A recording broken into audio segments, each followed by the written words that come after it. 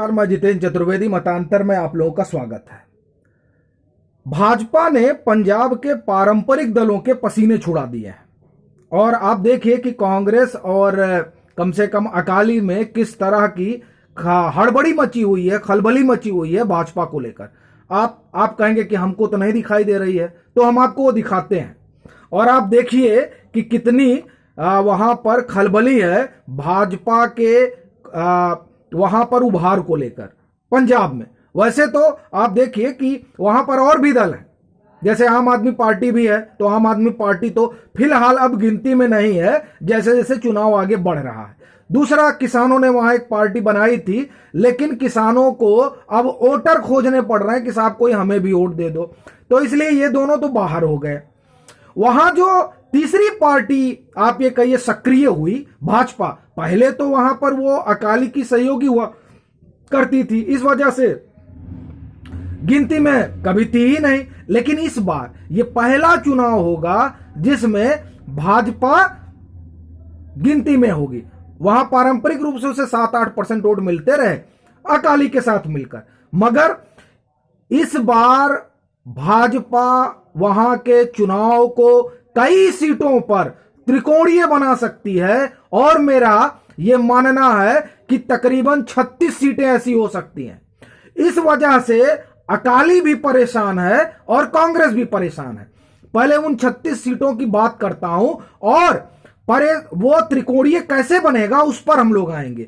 36 सीटें माझा, मालवा और दोआबा, इन तीनों जगह को मिलाकर कुल 36 सीटें हैं जहां भाजपा फोकस करने जा रही है। इस तरह की खबरें हैं। सीट सुनिए आप, राजपुरा, लुधियाना साउथ, लुधियाना ईस्ट, उसके बाद में रोपर, देरा बस्सी, मनसा, भटिंडा, सगरूर, वही सीट सगरूर इसके जहां से ये सांसद है संभवतः भगवंत मान सिंह, और धुरी से लड़ भी रहे हैं। और फिर फजलिका, फिरोजपुर में पीएम की रैली भी होनी है संभवतः 17 तारीख को। यह मालवा रीजन की मैंने आपको बात बताया। दोआबा में आई है Phagwara, Jalandhar north, central, west, और उसके बाद में होशियारपुर। ये उसमें जलंधर में जो है पीएम की रैली होगी। ये दोआबा के इलाके हुए। माझा, पठानकोट, दीनानगर, अमृतसर, बाटला, गुरदासपुर, ये वो इलाके हैं जहां जिसको लेकर भाजपा बड़ी संजीदा है और यहां की सीटों पर वो बड़ी गंभीरता से चुनाव लड़ेगी। अब जब वो गंभीरता से चुनाव लड़ेगी तो वो हमेशा अकाली की जो है वहां पर सहयोगी रही है, स्टेपनी एक तरह से रही है, तो फिर उसको लेकर इतने गंभीर क्यों हो गए हैं कांग्रेस के लोग और अकाली के लोग, तो एकदम आप समझिए कि टूट पड़े हैं। उसकी 2-3 वजहें हैं, वो मैं आपको बताता हूं और फिर अपने विश्लेषण को विराम देता हूं।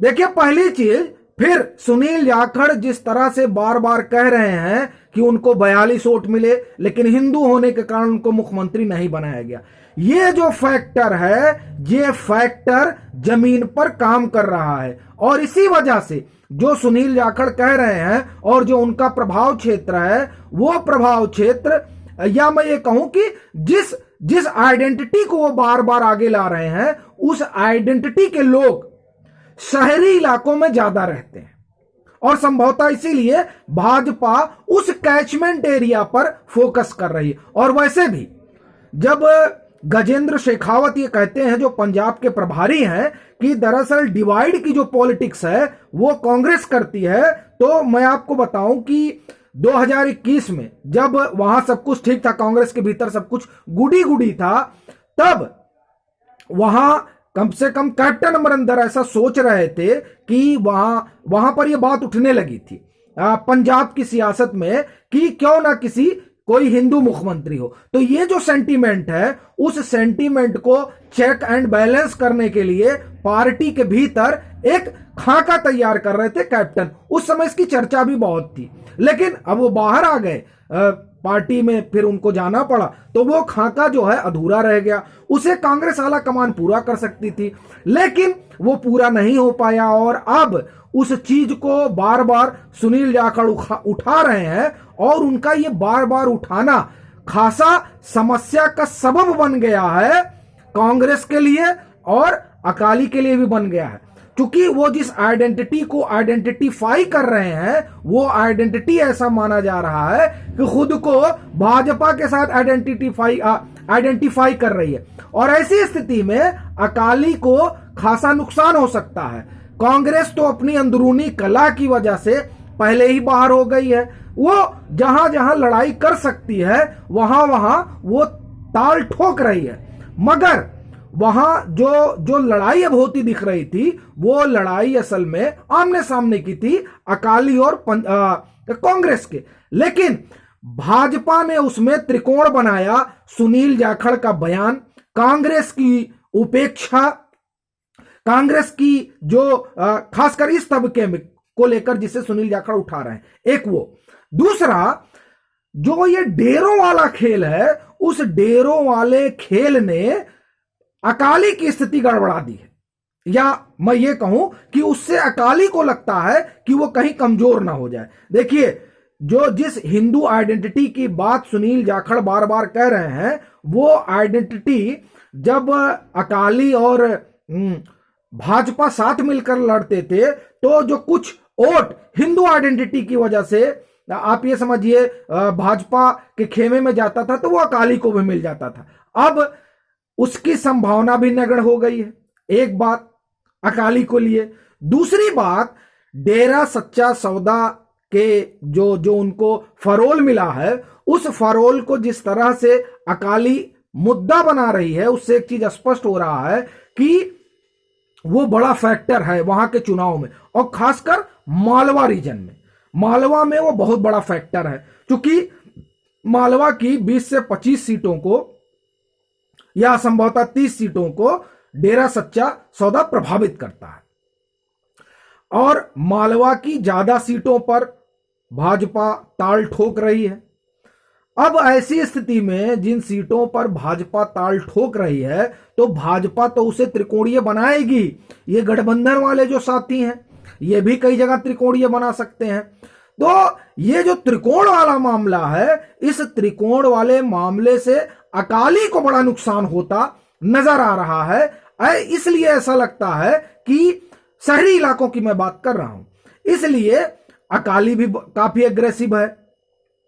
और जो कहानी डेरों की है, तो डेरों की कहानी में अभी तक किसी ने भाजपा के पक्ष में कुछ बोला नहीं है, लेकिन लोग ये बताते हैं कि जो वहां रुझान है वो रुझान भाजपा के पक्ष में डेरों का अगर गया तो ये जो पारंपरिक दल है, और खासकर अकाली जो ये मानकर चल रही है, और ये माना भी जा रहा है कि वो रेस में सबसे आगे है सत्ता में पहुंचने के लिए, उसको कहीं ऐसा ना हो कि जो वो सोच रही है कि वो अकेले के बल पर आए, तो उसे इस बार बराबरी के सहयोगी को लेना पड़े और भाजपा इस बार कहीं स्टेपनी बनने के बजाय बराबरी की हिस्सेदारी में ना आ जाए। ये डर अकाली को लगा हुआ है, और कांग्रेस को इसलिए लगा हुआ है क्योंकि कांग्रेस ये सोच रही है कि कहीं ऐसा ना हो कि जो वहां पर वो पारंपरिक रूप से